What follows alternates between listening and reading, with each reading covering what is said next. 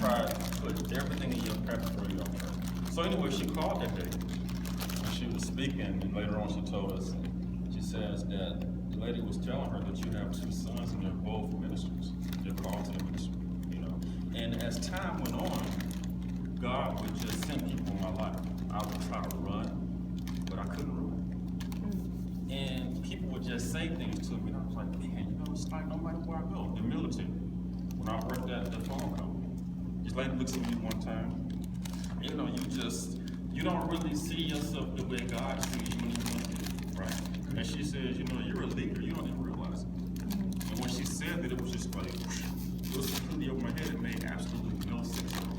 Because I'm seeing myself in my past, right? So it made no sense at all. And then another lady, I'm talking to her one day, just having a regular conversation about spiritual things. And after we got done talking, she tells another lady, that you know, Aaron is a pastor. It made no sense to me at all. You know, but as time went on, God started just showing me, you know, how he was preparing me the whole time. Even though I had a negative view of myself. Now, why am I going for that background information? Because nobody just wakes up one day and decides that I want to go into perversion. I want to become an addict. I want to shoot up. I want to snort cocaine. Nobody just wakes up and decides they want to do it one day. There's a root issue that causes a person to go off, to start to go off track, to start to go off into other things they shouldn't go into. So for me, so that was just the background. And then I found myself at an early age, I remember being introduced to pornography, right? So you don't really understand sometimes how far these things will take, the path they will take you down. You know, it's just, it's pleasurable to your senses. You know, and you're taking all this stuff in, but you don't realize the path and the plans the enemy has for a person, you see. And then as time went on, you know, it was the pornography, the magazines, but then the lust was building. And the lust kept building over time. It kept building over time. And then I found myself, you know, you find yourself going online. And then it gets to a point that everything online is, now you don't have to pay for it. It's accessible. Right. It's free. That's true. Right? Then you start to realize, as I was going through the whole deliverance thing, this is not just an issue that men do. I started to realize that 30% of the people addicted to this stuff are women. And that really tripped me out, because I was thinking, like, if someone had asked me what was a number that you would say, I would say maybe 5-10%. But 30% to me seemed pretty high. So anyway, I found myself so caught up in this stuff, and then you're looking at the women and everything, but then now you gotta look at two women, you know, and you gotta look at all these different scenes just to get that fulfillment, you know, because you can never fulfill this. It's always gonna require more. It's always gonna want more. It's always gonna ask for more. So you can never completely fulfill it. So then the question is this right here. How long can a person look at porn? How long can they look at magazines before they want to go out and start acting out on some of the stuff that they see? Right. You can only do that for so long until your body starts screaming and say, look, this is cool, but I need a whole lot more than what you get. Because you're not fulfilling this thing that's inside you. The lust is saying, I need more, I need more, I need more. So anyway, I found myself in a lot of dark places there. When I think about it now, I'm like, how in the world did I get myself caught up in this stuff?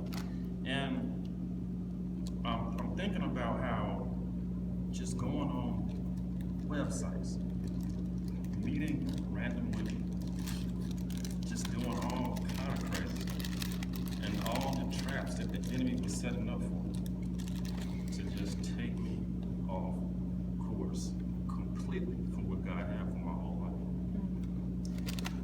Now, even thinking about this thing, it's like you meet these people, you meet these women, and what really kind of connection can you have?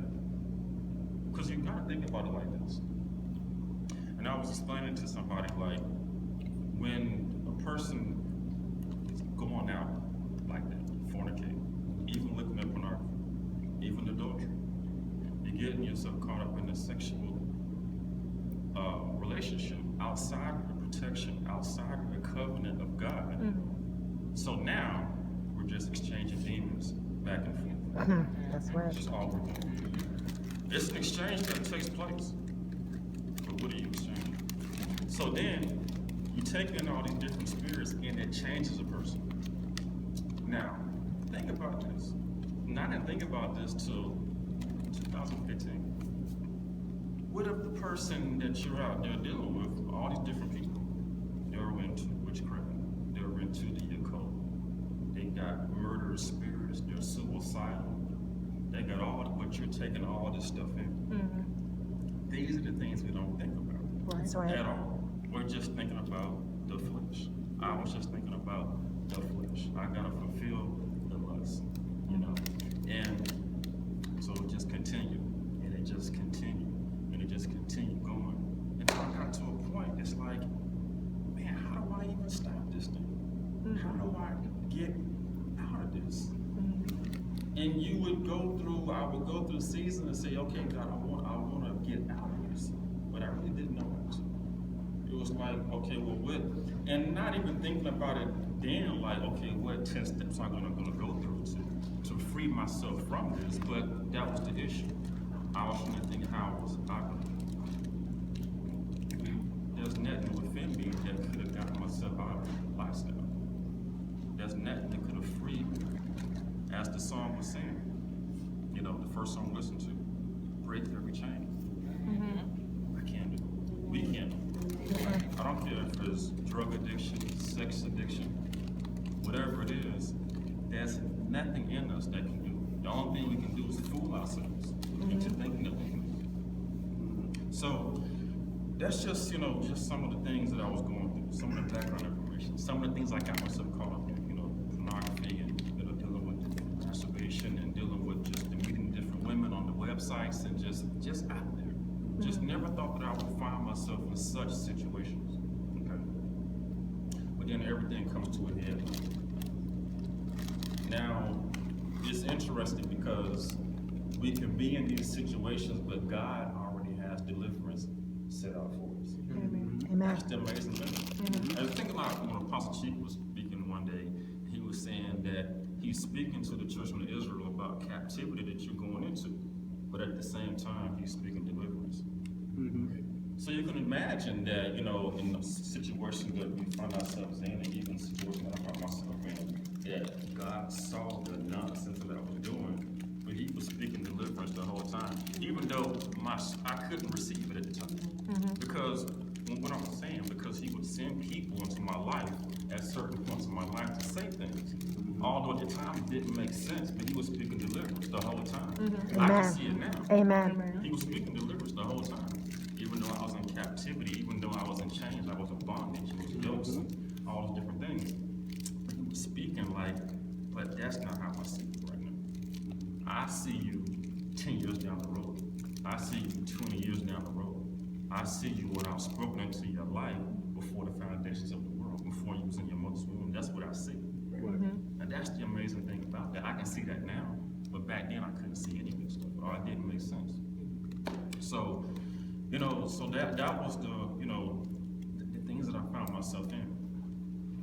So as I say, I guess around 2015, you know, I'll get to like the part where I was, I'll just go ahead. So around 2015, I am just, at this point, I'm really out there bad, okay? I was talking to this lady at the Red Lobster, and I was telling her about the call of God in my life. I was speaking about, you know, the pastoral and just all these different things, the different dreams I've had, the way God has revealed himself to me. And this is what I said to her. And, you know, sometimes, and I'll say this too, that sometimes we can speak and be prophetic and not even realize it. We're just speaking. We're just talking. And I said to her that day, if I don't stop what I'm doing, I'm going to end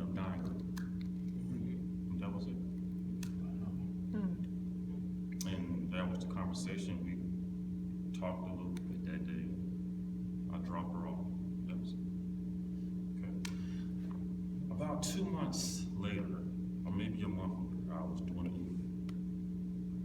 from downtown. It's just a regular day. I'm actually, and let me go back from that. From that time that I met her at a Red Lobster, but I'll even go before that. I think I had came and spoke at the men's ministry. That's what it was. I had spoke at the men's ministry because at this point I'm like, okay, I'm tired of this lifestyle. And I came and stood up here and I spoke. And I said, look, this is what I'm doing. I'm meeting the women online. I'm looking at porn. I'm doing this stuff, right? And I stood up here and I cried and I had tears, right? And I found myself right back out there. I said, man, how in the world does that happen? How do you find yourself revealing all this information and then going right back into the same stuff? And I don't remember the exact timelines, but I call this point the insanity of sin. And what I mean by that is I was sitting at the Amico one day, and I said, well, you know what? You're just reflecting. You're thinking about, I've tried this. Again, I'm just going back, like thinking like, okay, all the stuff I've tried that didn't work. And I can't free myself from this. So I'm just gonna go on. And that's what I said to myself. I'm just gonna go all out. I mean, think about it. That's like someone saying that I can't stop shooting up. So I'm just gonna do it till I just can't, so I have no more veins. I can't stop storing cocaine, so I'm just gonna do it till all the lining inside of my nose is just gone. It's just all burned out. I mean, in essence, I'm saying that I'm just gonna go and I'm gonna indulge myself in lust until whatever comes of it, and that's it. So I said, I'm just gonna go on out. But God was looking and speaking and said, no, you're not. Amen. Although you think you're not. So back to the Deliverance. I still said it real quick and back to the Deliverance. So this is a month after